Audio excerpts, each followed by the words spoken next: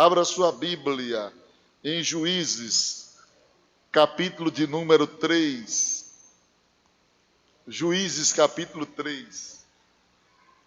Eu pretendo, irmãos, não sei se Deus confirmará esse desejo do meu coração, mas eu pretendo trazer uma série de estudos sobre evangelismo, a prática do evangelismo, como abordar no bom sentido alguém para evangelizar, como chegar numa casa, como se dirigir a alguém.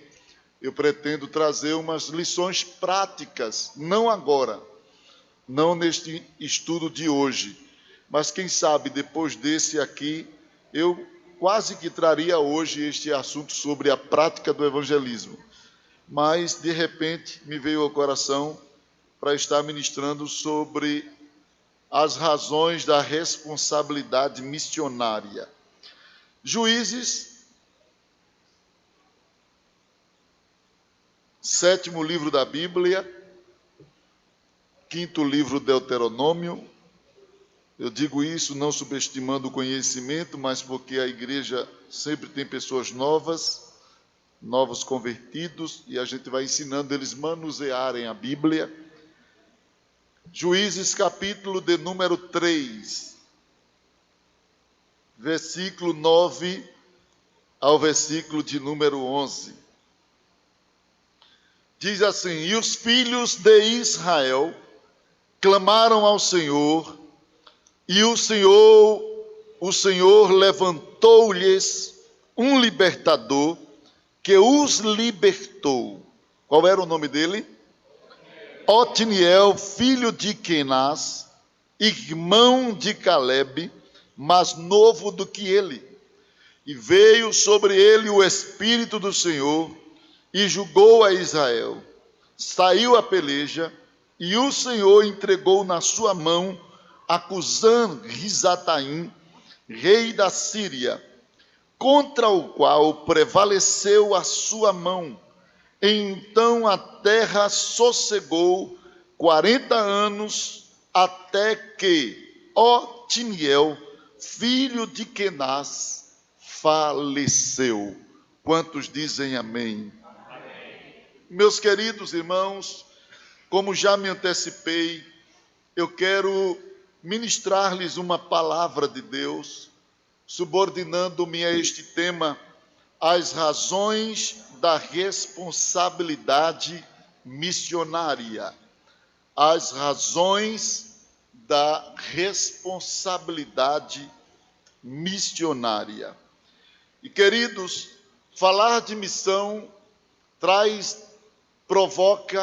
promove dentro de nós uma sensação de um gozo extraordinário. Porque missão, alguém já disse, está no coração de Deus. E eu ainda acrescento dizendo que missão não está só no coração, está na ação de Deus. Deus fez e faz missões. Deus está sempre realizando missão, quer seja na pessoa do Pai, na pessoa do Filho, quando se entregou por nós, no Pai, quando deu seu Filho, na pessoa do Filho, quando entregou-se por nós, como concomitantemente na ação do Espírito Santo, que através da palavra convence o pecador de seu pecado, da justiça e do juízo. Então Deus, o Deus triuno, o Deus trino, Ele está em operação de missão. A igreja, ela também está em operação de missão. A igreja cumpre o trabalho missionário por recomendação do próprio Cristo. Cristo nos recomendou, não somente nos recomendou, mas Ele nos obrigou, no bom sentido da palavra, nos responsabilizou. Paulo disse: ai de mim, se não anunciar o Evangelho. E percebam que essa expressão, ai de mim, mostra-nos de que pregar o Evangelho é mais do que opção, é responsabilidade. é uma missão imposta. Jesus não disse, quando você puder, você pregue. Ele disse, ide, pregai o evangelho a toda criatura. No original grego está indo pregai. Em outras palavras, Jesus está dizendo, aonde você for, pregue. Onde você chegar, pregue. Onde você parar, pregue. Com quem você conversar, pregue. Aonde você for trabalhar, pregue. Então, não deixe de pregar. Esta é a sua missão aqui nesta terra. Jesus dizendo à igreja primitiva, Jesus dizendo aos seus discípulos. E está claro na Bíblia, queridos, que a obra missionária, ela é realizada através de alguns recursos, que eu considero recursos necessários, ferramentas necessárias, para que a missão seja executada com êxito, com resultados positivos. E quais são as ferramentas missionárias? Vou falar de uma, não é a principal, mas é também necessária: contribuição. Não tem como fazer missão sem recurso financeiro. Não tem como fazer missão sem dinheiro. Não tem como fazer missão sem o recurso material.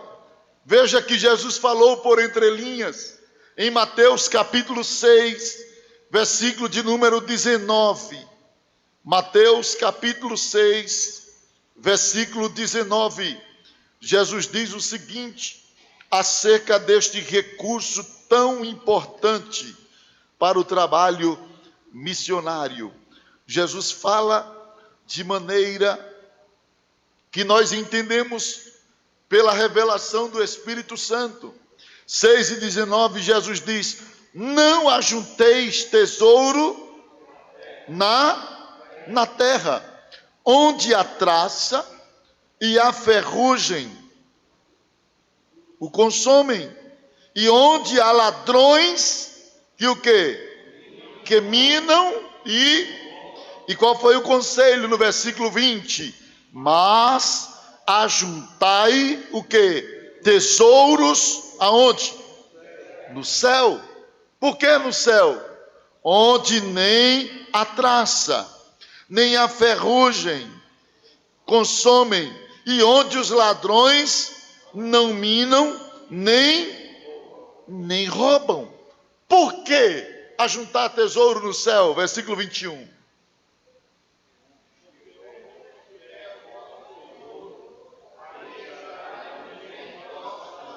Porque onde estiver o vosso tesouro, ali estará também o vosso coração. E Jesus não está falando de outra coisa aqui, está falando de recursos materiais. E é claro que Jesus não está dizendo que as pessoas não podem ter fundos de recursos.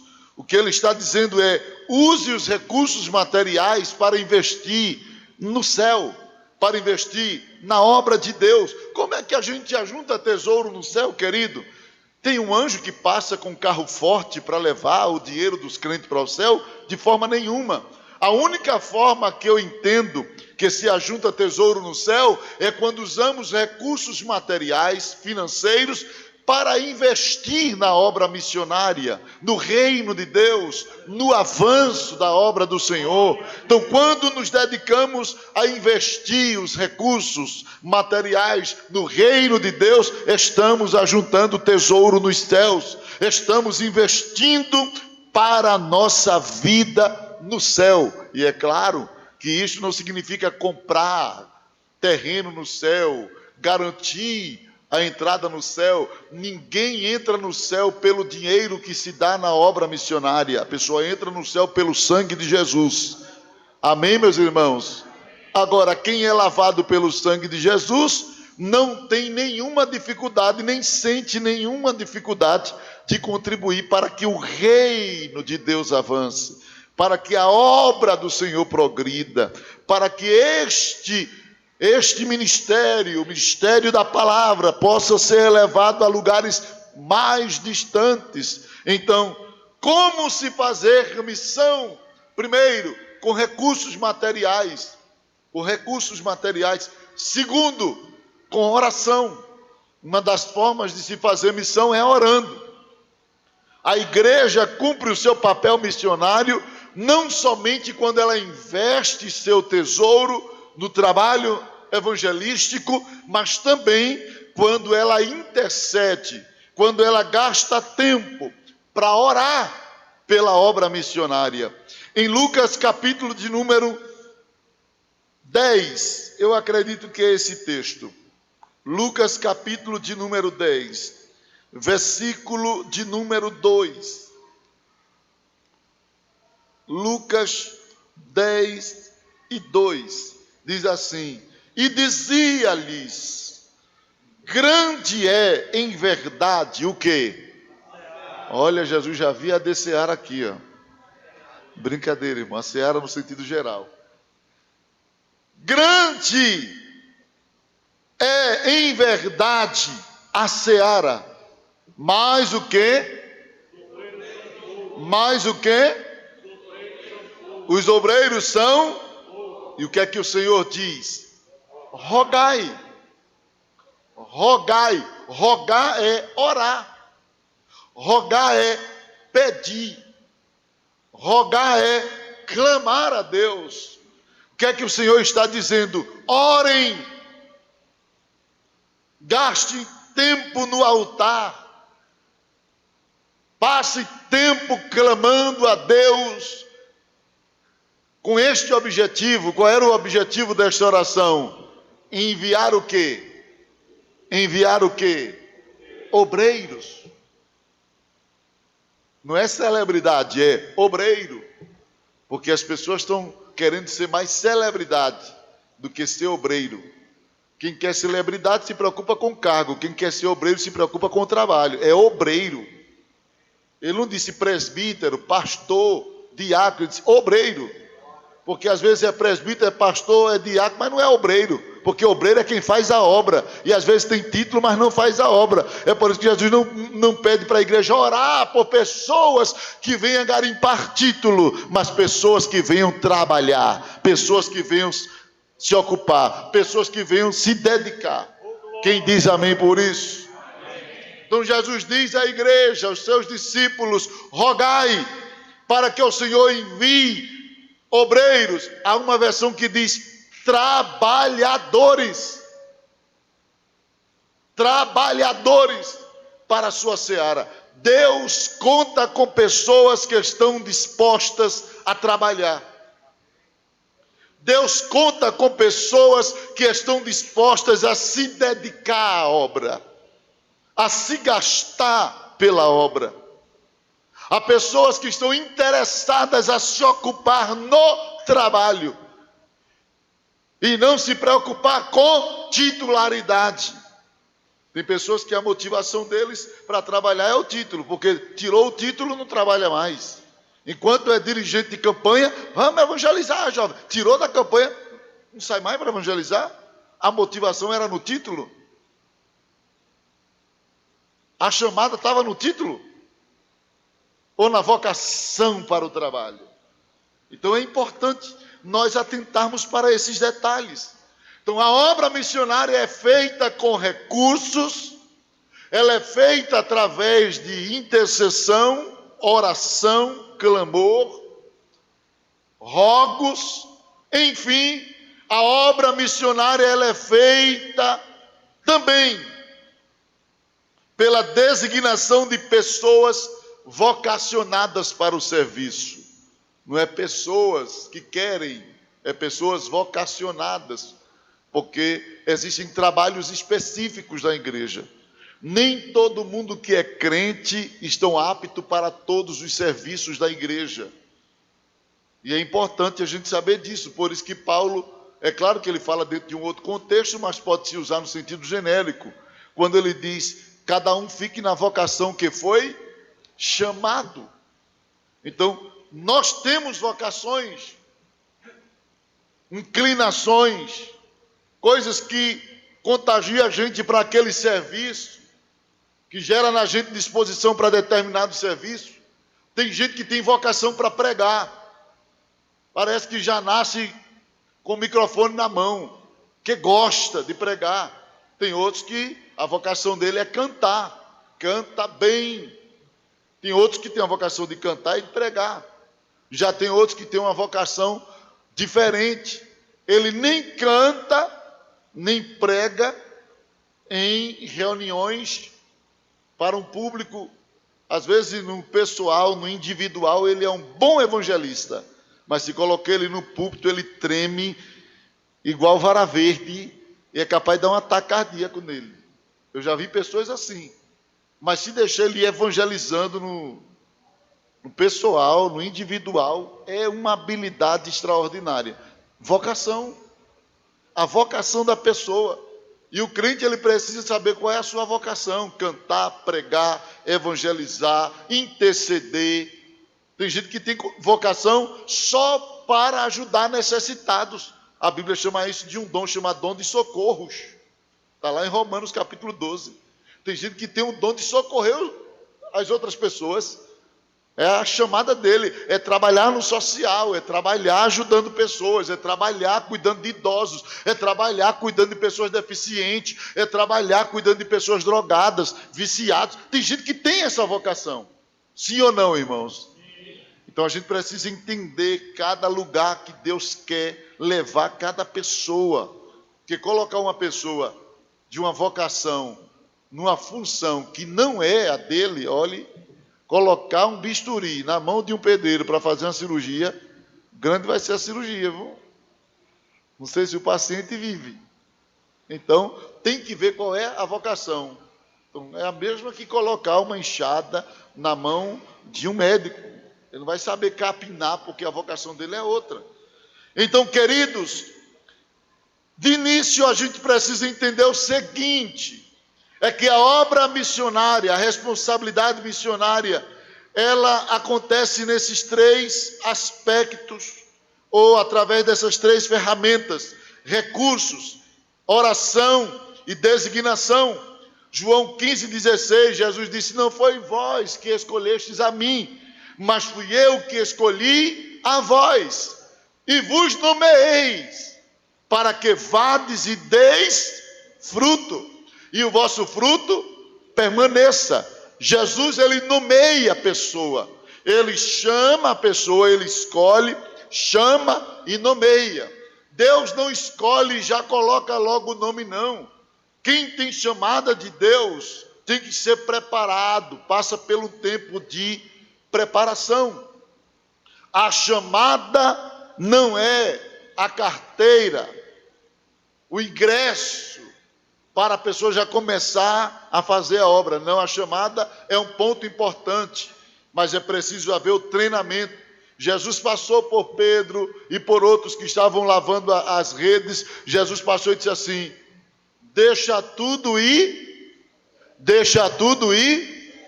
e eu o quê? Vos farei.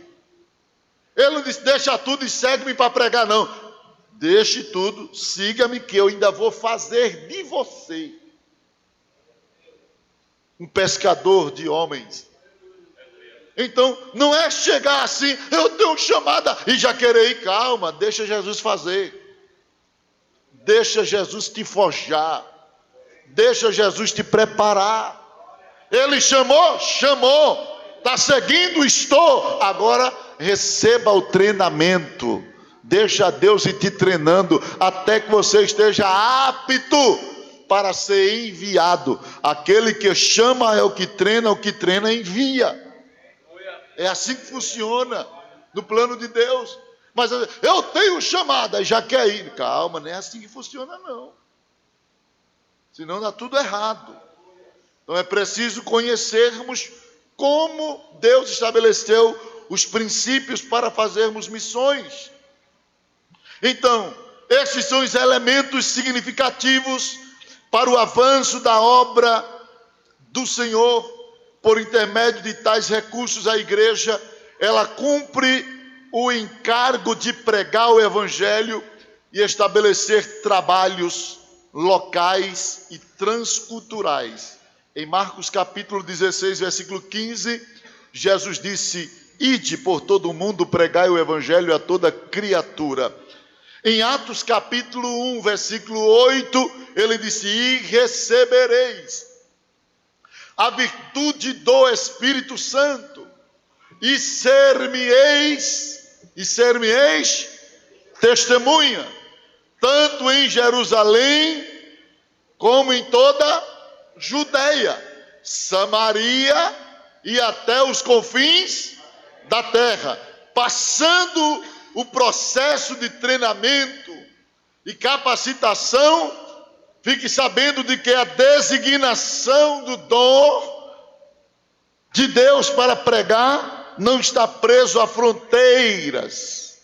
O crente vai estar livre para pregar em qualquer lugar que o Senhor lhe enviar. Amém, queridos? Então é importante sabermos disso. E quando eu tomo a experiência de Otiniel, que me lembra muito o irmão Otoniel, está ali, ó. Toda vez que eu leio esse texto eu só me lembro dele. Faço associação com o nome dele. Então quando eu leio esta passagem bíblica, eu não quero com isso anacronizar a Bíblia, pegar uma passagem e colocar dentro de um contexto fora de tempo. Eu quero analogizar, eu estou pegando esse texto para transformá-los numa analogia e fazer associação com os princípios que Deus estabeleceu para a igreja, tirando lições do chamado de Deus na vida de Otiniel. Então não pense que eu estou aqui perdido em relação ao tempo. Não vim anacronizar, mas fazer analogia nesse texto, para que a gente possa fazer aplicações espirituais e entender que os princípios que regem o chamado deste homem são similares aos princípios que regem a nossa vida neste presente tempo. Então, quando olhamos para a vida de Otiniel, cujo nome no hebraico significa Deus é poderoso, ou o leão de Deus, ele era o sobrinho e ao mesmo tempo genro de Calebe. Juízes capítulo 1, versículo 13. Este personagem era sobrinho e ao mesmo tempo genro de Calebe. Casou-se com a sua prima. E casou-se por direito de conquista, um desafio que Calebe lançou, e ele aceitou o desafio e ganhou a sua prima como esposa. Era um jovem valoroso, era um homem valoroso, tornou-se um grande homem na história de Israel. Ainda que pouco falado, mas Otiniel era um homem de grande valor para Deus. Foi um homem de grande valor para Deus. Ele viveu durante o tempo de transição de Moisés para Josué.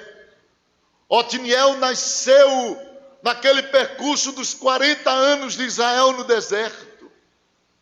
Ele surgiu nesse período que Israel saiu do Egito e passou no deserto. É possível que Otiniel nasceu no deserto.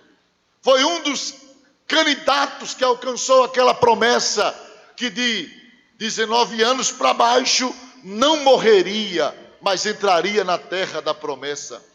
E Otiniel estava dentro deste contexto profético, dentro desse contexto de promessa. Ele viveu nesse período de transição, quando Moisés passou o bastão para Josué.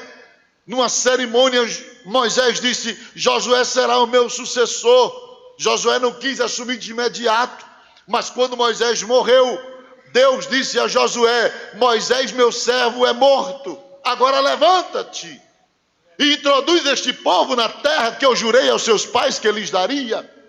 E Deus incumbiu a Josué. Josué desenvolveu um ministério muito bonito, muito brilhante, muito excelente. Não tão excelente quanto o ministério de Moisés, porque já foi dito que não houve profeta igual a Moisés, até que Jesus veio. Jesus foi o único profeta que superou a Moisés em milagres e maravilhas. Mas o ministério de Josué foi um ministério brilhante. Não foi como o ministério de Moisés, porque Moisés morre, mas gera um sucessor. Josué morre e não gera ninguém. Deixa a nação de Israel sem líderes. Então a nação fica sob o comando dos anciãos, aqueles que trabalharam como juízes, como instrumento de apoio para Josué. Quando Josué morre, quem vai dominar a nação, o povo de Israel, são os anciãos. Mas eles morreram também, já estavam velhos. E agora, quem vai levar adiante? Então, quando os anciãos vão morrendo, o povo vai se desviando, vão apostatando, vão cometendo aberrações. E é aí que surge a necessidade do ministério dos juízes. É aqui que começa, em Otiniel, o ministério dos juízes em Israel. E Otiniel foi o primeiro juiz. E é interessante, querido, se eu fosse falar aqui do contexto que Otiniel viveu, que o ministério de Otiniel surgiu e desenvolveu-se, queridos, foi um período de escuridão, foi um período de trevas, foi um período de apostasia. Se não, confira comigo o contexto espiritual dos dias de Otiniel. Abra a Bíblia em Juízes, capítulo de número 2. Você vai ver como estava o contexto nos dias que Deus chama Otiniel e o levanta como juiz sobre Israel. Capítulo 2, versículo de número 10. Diz assim a palavra do Senhor: e foi também congregada. Isso aqui é morto, viu? E foi também congregada toda aquela geração a seus,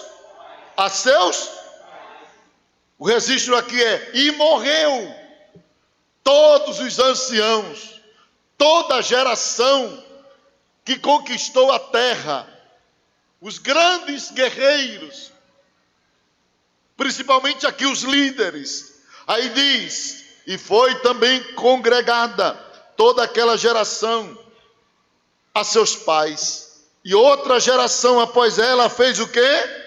Se levantou. E essa geração que se levantou, o que é que acontecia? Diga, não conhecia o Senhor, nem tampouco a obra que ele fizera a Israel. Percebam que quando o Senhor levanta Otiniel, levanta-o em um tempo de ignorância. A geração que estava ali não foi a geração que Otiniel conheceu no deserto, não foi a geração que Otiniel conheceu nas conquistas da terra prometida.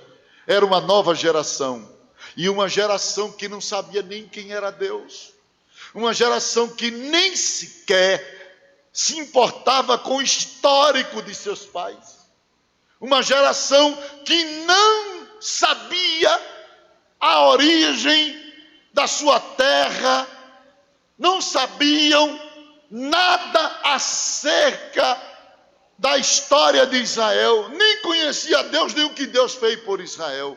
Então, em primeiro lugar, Otiniel foi chamado em um tempo de ignorância. Deus disse certa vez, para mostrar o grau superlativo da ignorância do povo de Israel, porque se tem uma coisa, irmãos, se tem uma coisa que deixa Deus inquieto, e eu vou usar aqui o antropopatismo, atribuir a Deus sentimentos humanos, que deixa Deus perturbado, se chama crente ignorante. Nada deixa Deus tão inquieto do que ignorância, escuridão na mente, falta de conhecimento espiritual. Deus sempre lutou contra a ignorância de seu povo, sempre protestou. Deus sempre falou contra a ignorância. E diga-se de passagem que nós estamos vivendo num período de grande ignorância no meio do público evangélico. As pessoas são pessoas que frequentam a igreja, mas na grande maioria não estão evoluindo no conhecimento bíblico. E eu não digo isso para ofender ninguém, digo para despertar nas pessoas o interesse pelo estudo. Porque eu espero que você não esteja inserido no grupo dos ignorantes. Então, queridos, havia uma ignorância terrível.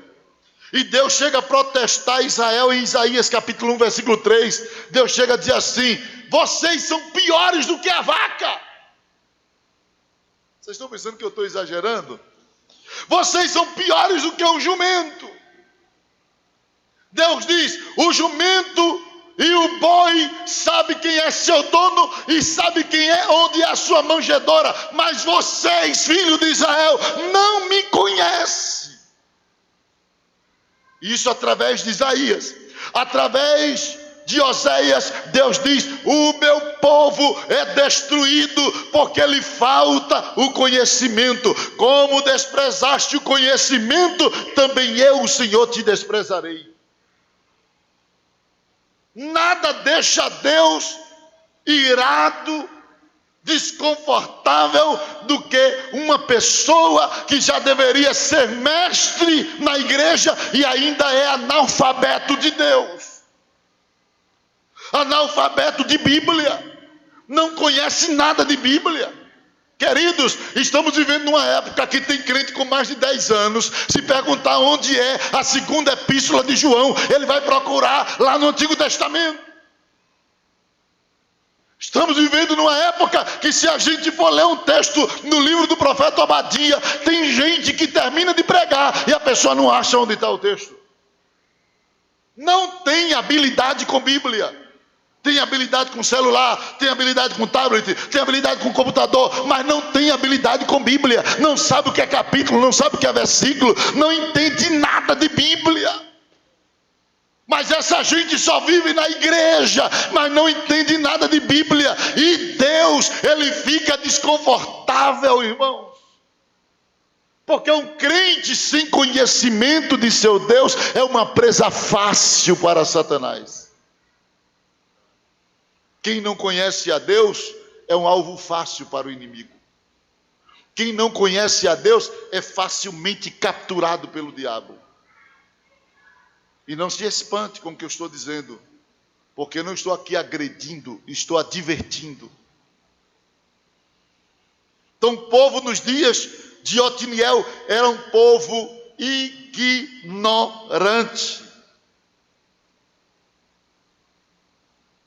E a ignorância, ela é provocadora de desordem, de maldição. Oséias 4 e 6. Deus fala disso. Mais importante para Deus, mais importante que ser religioso, é ter conhecimento de Deus. Oséias capítulo 6, versículo 3 e o versículo 6. Oséias capítulo 6, versículo 3 e o 6, Deus quer que o conheçamos. Deus quer que o conheçamos. Deus quer que nos aprofundemos no conhecimento espiritual. Paulo chegou a dizer que o interesse de Deus é que todos sejam salvos e que venham ao pleno conhecimento da verdade. O desejo de Deus é que nós o conheçamos e prossigamos em conhecê-lo. Deus tem tanto a nos revelar, a nos comunicar, irmãos. Deus tem tanta coisa para nos oferecer. Deus tem tanta coisa para nos dar. Mas tem crente anão, crente raquítico, na igreja, não conhece, não lê a Bíblia, não se aprofunda, aí facilmente é capturado. É a geração dos dias de Otiniel que está voltando à mesma cultura da ignorância. Daqueles dias, está acontecendo em nossos dias. Em segundo lugar, qual era o problema dos dias de Otiniel? Apostasia. Juízes capítulo 2, versículo 18. Capítulo 2, versículo 11. 2 e 11. Diz: então fizeram os filhos de Israel o que era mal aos olhos e serviram aos apostasia. A ignorância abriu porta para a apostasia, o abandono dos valores espirituais. Então Otiniel foi escolhido e chamado por Deus dentro de um contexto de apostasia. Além de ignorância, aquele povo estava vivendo uma terrível apostasia. Do versículo 11 ao 13, você vai ver a situação. Versículo 13 diz assim: portanto, deixaram ao Senhor e serviram a Baal e a quem? E a Astarote. Apostasia. Eles estavam vivendo em um tempo de apostasia. Em terceiro lugar, são características do contexto da vida de Otiniel: ignorância, apostasia, instabilidade. O que é instabilidade? É o inverso de estabilidade. Estabilidade é firmeza. Estabilidade é raiz. Instabilidade é sem firmeza, sem raiz, facilmente removível. Capítulo 2, versículo 18, percebam a instabilidade. E quando o Senhor lhes levantava juízes, o Senhor era com quem? Com o juiz, e os livrava da mão dos seus todos os dias daquele, porque o Senhor se compadecia deles pelo seu gemido, por causa dos que os oprimiam e afligiam. Veja versículo 19. O que é que diz aí? 1, 2, 3 já.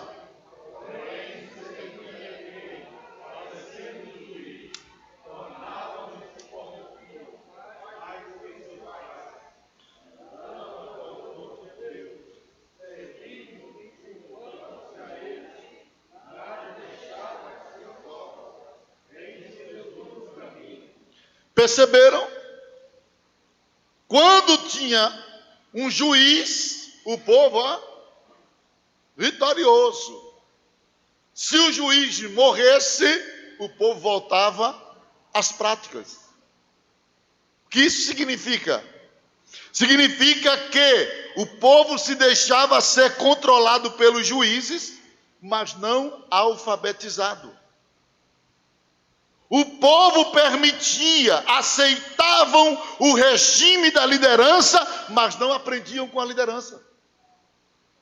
Tem gente que é assim. Quando tem um pastor que gosta das coisas no eixo, aí ele sabe que não tem como vencer, aí se submete. Bastou aquele pastor sair, ele se solta. Tem gente que não aprende com líder, se submete, se deixa, se permite viver debaixo daquela autoridade, mas não aprende, porque quando aquela autoridade sai, muda. Tem gente que é assim com os pais, já viu? Tem filhos que enquanto o pai ele é vivo, o filho está ali. Se o pai morrer, se desvia do evangelho. Sabe por quê? Porque eles não estão servindo a Jesus porque conheceram, porque aprenderam, mas porque estão com medo do pai, da autoridade, ou de ferir, ou de decepcioná-lo. Aceitam o regime da liderança, mas não aprendem com a liderança. Eita lá. Um irmão chegou para mim e disse assim, eu dirigi uma igreja, eu não vou citar o nome do pastor aqui por uma questão de ética, mas o irmão chegou para mim: o senhor sabe quem sou eu? Não. Eu trabalhei com o pastor fulano de tal, e ele citou o nome de um pastor, santo homem de Deus, que tem a minha admiração. Só que eu olhei para ele e disse assim: grande coisa. Grande coisa. Aí ele pensou que eu estava humilhando o pastor, dizendo que o pastor não era tudo isso. Eu estava dizendo: grande coisa trabalhar com fulano. Querido, Judas trabalhou com Jesus, mas aprendeu com Jesus? Então, grande coisa é trabalhar com um grande homem, irmãos. Mais importante do que trabalhar com um grande homem é aprender com esses homens. Porque tem gente que trabalha com um pastor sério, trabalha com um pastor ensinador, mas não aprende com ele. Não aprende porque continua fazendo besteira, continua fazendo meninice, continua fazendo criancice. Sabe o que é isso? Trabalhou com grandes homens, mas não se tornou homem, continuou criança. É o resultado aqui. Estes homens, esta geração se submetiam aos juízes, mas não aprendiam com os juízes. Enquanto tinham líder sobre eles, sim senhor, sim senhor, sim senhor, bastasse aquele líder morrer ou sair de cena, que eles voltavam às gandaias, voltavam às ruaças, voltavam aos clubes, voltavam à apostasia. Tem gente que tem pai crente, irmãos, mas não aprende com ele. Tem mãe crente, mas não aprende com ela. Aceita. Porque às vezes o pai diz assim: se for na minha casa, aqui é assim. Aí o cara não tem outro lugar, não vai morar debaixo da ponte, aí tem que aceitar. Mas quando eu completar 18 anos, mas quando eu completar, sabe o que é isso? Espírito de rebelião, espírito de rebeldia. Querido, a tua idade de 18 anos não vai te desvincular da autoridade de teu pai, não, querido. Você vai ter idade, mas vai continuar sendo filho. Sabe por quê? Você pode ser pai de filho, mas nunca vai ser pai de teu pai.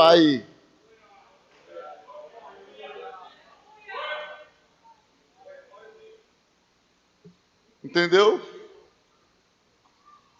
Aqui nós temos aqui, olha, filhos que é policial, mas vai falar na frente dele, dentro da casa dele, para ver se esse policial não.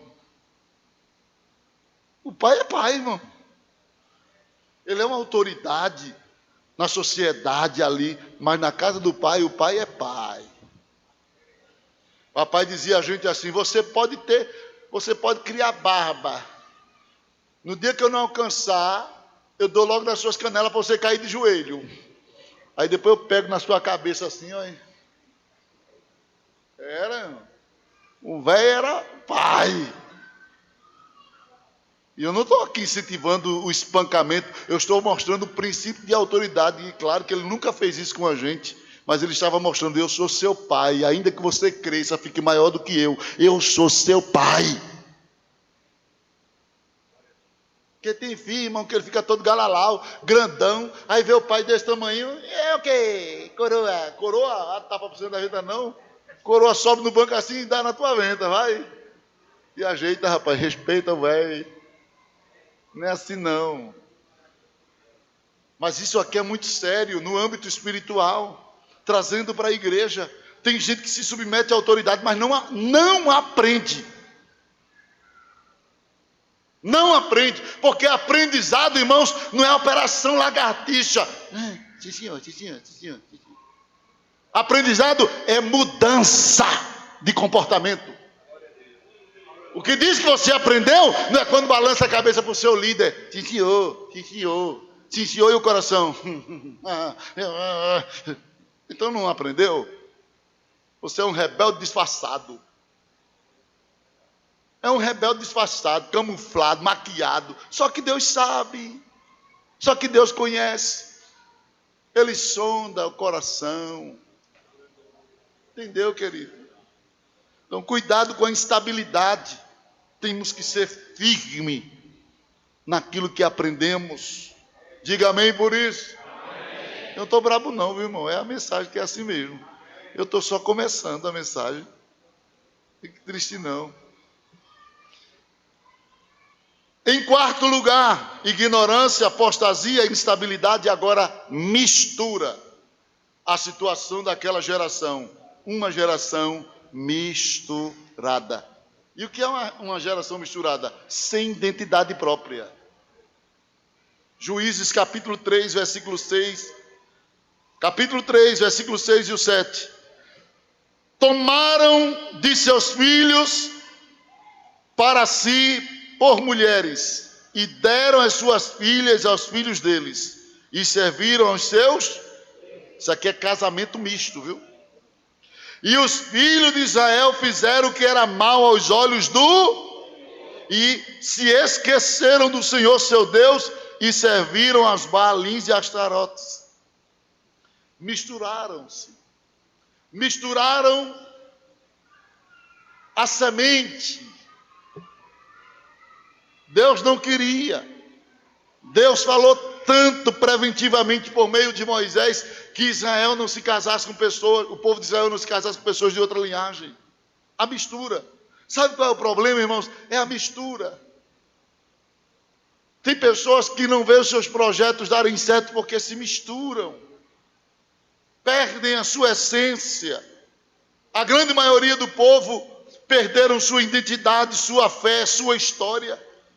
Porém, Otiniel estava entre os remanescentes que oravam por um avivamento.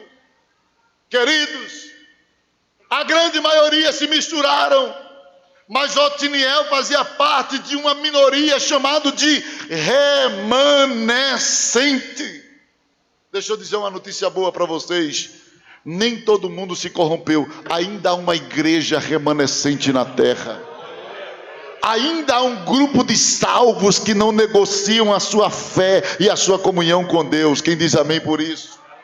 Ainda há um grupo comprometido com Deus que está clamando por um avivamento. Ainda há um grupo de crente que se levanta de madrugada e ora. Ainda há um grupo de crente que jejuma. Ainda há um grupo de crente que lê a Bíblia. Ainda há um grupo de crente que sai para pregar. Ainda há, irmãos.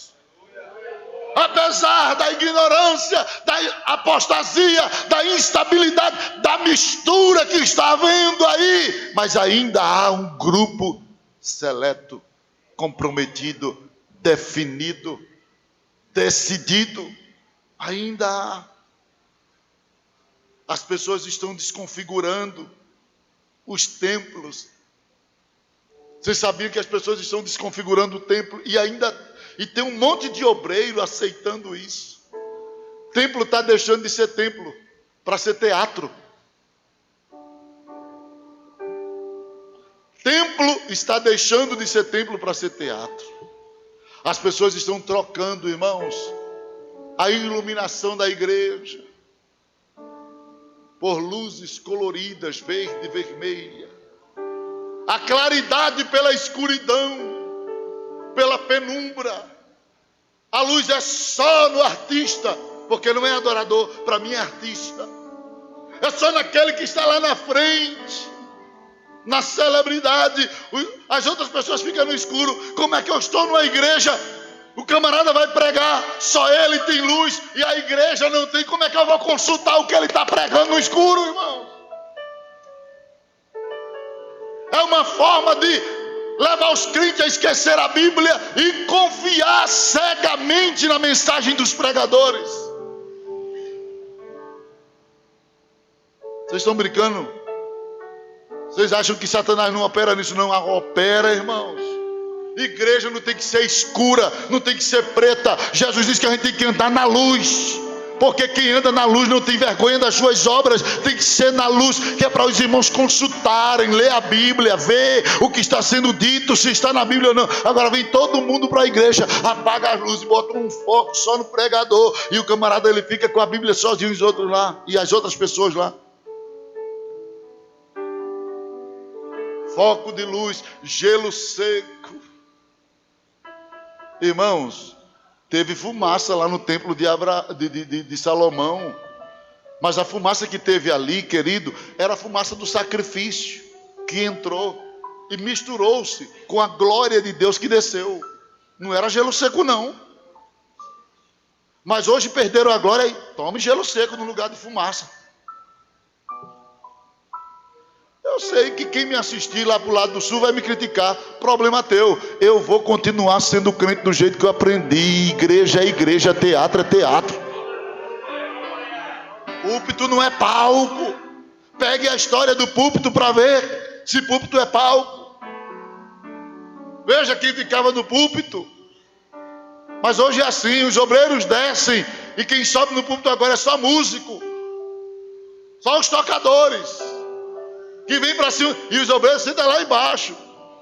Estão desconfigurando as coisas, irmãos. E já tem muita... Não, é modernidade. Modernidade. Não, irmão, a gente não tem que modernizar se mundanizando. A gente pode ser moderno sem perder a nossa raiz. A gente pode ser moderno deixando o púlpito como púlpito aqui, obreiros no púlpito.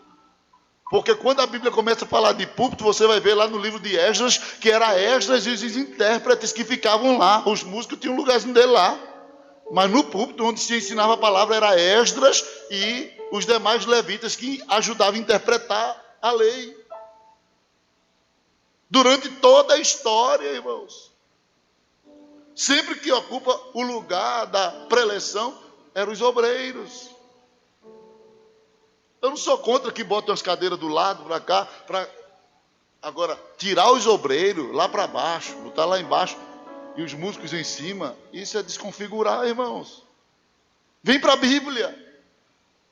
Vem para a Bíblia e vê o que é modelo de culto. Vê, pelo menos na cultura judaica, se na sinagoga os cantores iam lá para... Quem ia para lá era quem ia ler o rolo, irmão. Era a cadeira de Moisés, a cadeira do ministro. E a cadeira de quem iria falar. A cadeira de Moisés no meio porque estava esperando o Messias. A cadeira do ministro que ia dirigir o culto na sinagoga. E do outro que iria trazer a palavra. 3 cadeiras. Não tinha nenhuma cadeira para botar os músicos ali. E eu não sou contra músico, porque uma igreja sem música é um negócio feio. Agora, cada coisa no seu lugar, irmãos. Cada coisa no seu lugar. Sim ou não, amados? Cuidado para não se modernizar se mundanizando. Viu, irmãos? Cuidado para não se modernizar se mundanizando. Temos que manter esta linha que aprendemos de púlpito, de lugar de adoração. Os músicos querem ocupar, então venham adorar quando forem chamados, adorem.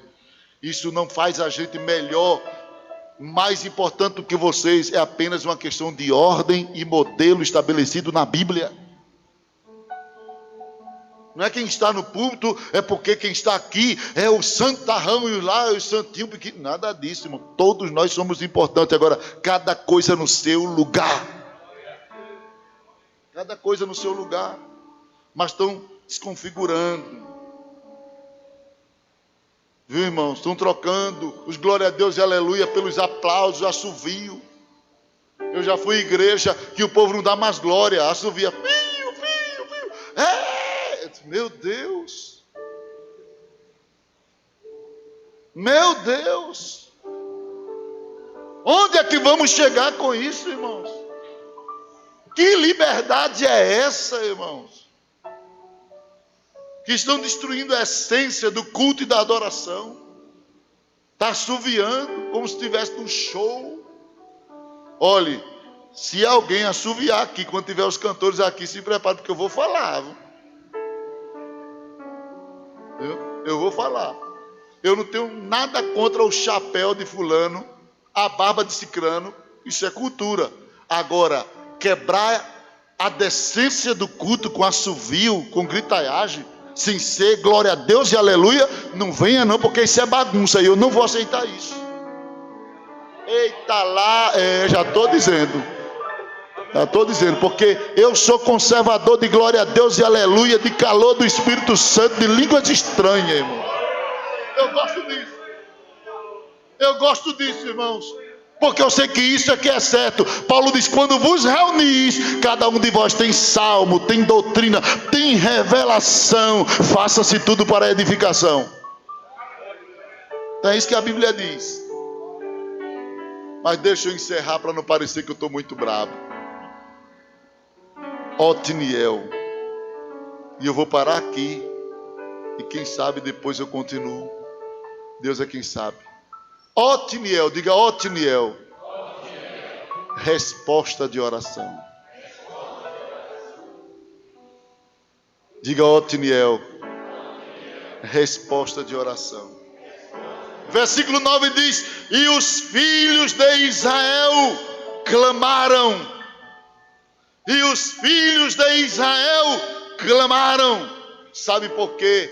Eu e você, nós devemos cumprir o chamado missionário. Você sabe por quê?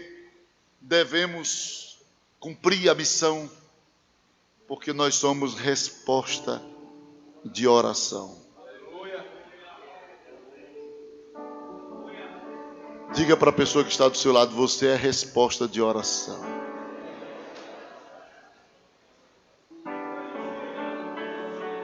Você está aqui hoje porque alguém orou dizendo: Senhor, eu estou chegando ao final, levanta alguém para levar adiante esta obra.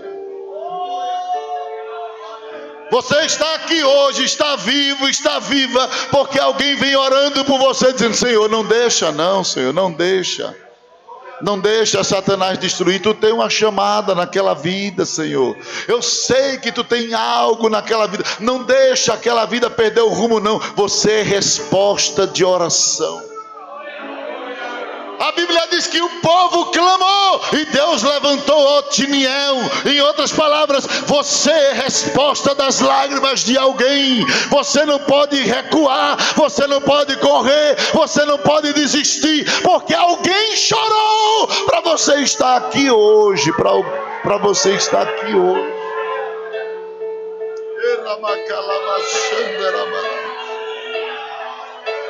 Não é a tua habilidade, não são os teus dons, não é apenas sua vocação que te constitui missionário, é as lágrimas de alguém que foram derramadas e chegaram no altar de Deus, e Deus disse: eu vou segurar fulano, eu vou dar saúde a Beltrano, eu vou dar livramento a Cicrano, porque esta obra tem que continuar, ele vai levar adiante. Josué morreu, Moisés morreu, mas eu ainda tenho Otiniel, eu ainda tenho Otiniel, eu ainda tenho alguém que eu posso usar em meio a essa escuridão. Onde estão os Otiniéis de Deus? Levante a mão aqui nesta noite.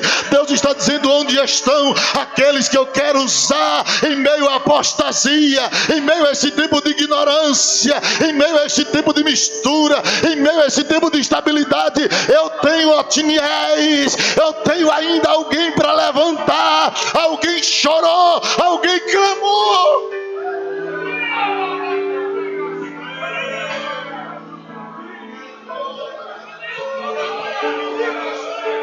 Quando eu era adolescente, eu gostava muito de jogo de bola. E naquela época a igreja pregava ferrenhamente que bola era pecado. E eu jogava escondido, porque se papai soubesse era uma pisa de ter tatuagem temporária. Papai não queria ver a gente jogando bola. Eu jogava escondido. E a bola se tornou um embaraço para mim, porque eu fiquei tão apaixonado em jogar bola, que eu parei de orar, parei de ler a Bíblia. Dos meus 13 anos até os 17 anos aproximadamente, eu só queria correr atrás da bola. Não queria mais saber de Jesus. Eu ia para a igreja para dar satisfação ao papai e à mamãe. A bola tornou-se um embaraço. Eu e os meninos da igreja, a gente saía, tinha time escondido. Tinha dia que o pastor chegava assim, dizia: eu sou o juiz. Eu corria um para um lado, outro para o outro. Eu sempre me safei. Eu sempre tive a canela grande. Aí quando eu via a cabeça branca do pastor assim, eu pulava o muro e ele pegava os pequenininhos. Uma vez eu fui pego para o papai. Dei um pulo assim, disse: epa, sai daí que eu já vi. Eu me levantei todo gás. Disse: agora eu vou levar um tabefe aqui na frente de todo mundo. Mas ele não deu em mim não, ele disse: isso não é bom. Sai. Foi a primeira vez que eu vi o papai conversar direitinho comigo, foi ali. Porque das outras vezes era logo uma tapa, pegava pela orelha. Era, pegava assim, olhe, e ainda levantava a maromba assim. Era o regime daquela época, não estou mandando nenhum pai fazer isso não. Eu nunca odiei meu pai por isso não. Uns crentes, uns filhos manhosos, o pai não pode dar uma lapada Não é meu pai não, é não. Agora que ele é pai, porque ele deu mesmo, merece outra. Mas tem uns filhos manhosos hoje, irmão, que não aguentam um beliscão, já quer se vingar do pai. Eu apanhei que só do papai, nunca tive ódio, nunca guardei mágoa dele. Nunca tive essas besteiras não no coração não. Não concordava com as formas dele, mas também nunca deixei o diabo transformar aquilo num ódio contra meu pai. Não, eu entendia os contextos de vida diferentes. Mas um dia, eu me levantei de madrugada e algo mexeu comigo. Eu senti uma dor, aquela dor na bexiga que a gente diz, para urinar. Eu que me virava para um lado, a dor aperta, não, eu vou ter que descer. Quando eu desci da cama, que eu me virei assim para o lado do WC, papai estava gemendo no sofá. Ele fazia assim.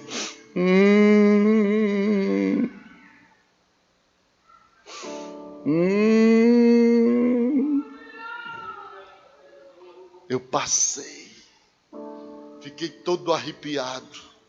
Ele não me viu, mas na volta eu ouvi quando ele disse assim: e Elmi, Senhor?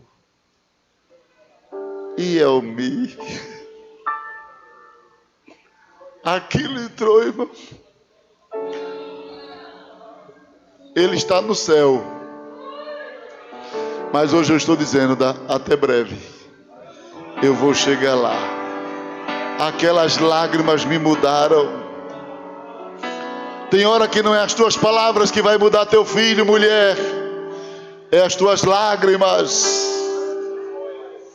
Tem hora que não são as suas palavras, seu desabafo, marido, que vai mudar tuas filhas, são as tuas lágrimas.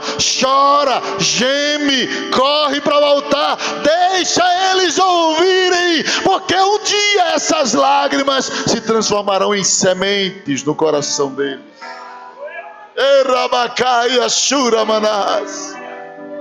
Você vai preparar um missionário dentro da sua casa. Não é gritando, não é espancando, é chorando. Você já chorou por ele, você já se derramou, você já disse a Deus: e fulano Deus, e ciclano Deus.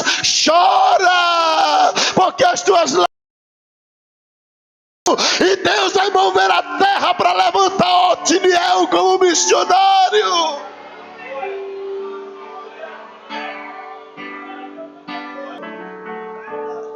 Ei, filho, você é fruto de lágrimas. Você é fruto de lágrimas. Quantas ciladas, quantos planos de Satanás frustrados. Porque quando tu estava lá, alguém estava chorando por ti em casa. Porque quando tu saías na loucura com os amigos, com amigas, alguém chorou por ti.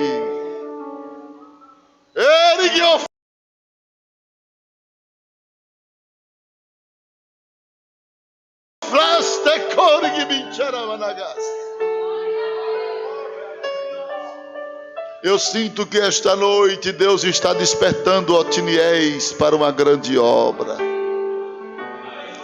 Eu sinto que esta noite o Espírito de Deus está falando com vidas, dizendo: chegou a hora de despertar deste sono, filho. Chegou a hora de despertar deste sono, filha. Há lágrimas que foram investidas para que hoje você pudesse estar de pé. Investimentos de lágrimas na tua vida. Você não pode recuar, você não pode parar, você não pode desistir, você não pode voltar atrás, você não pode dizer: eu não vou mais. Deus está dizendo: acorda, tu és fruto de lágrimas de alguém.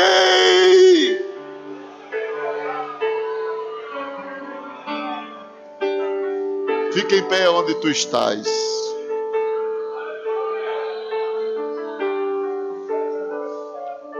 Aleluia. Olha, irmão, eu estou sentindo uma coisa tão boa do céu.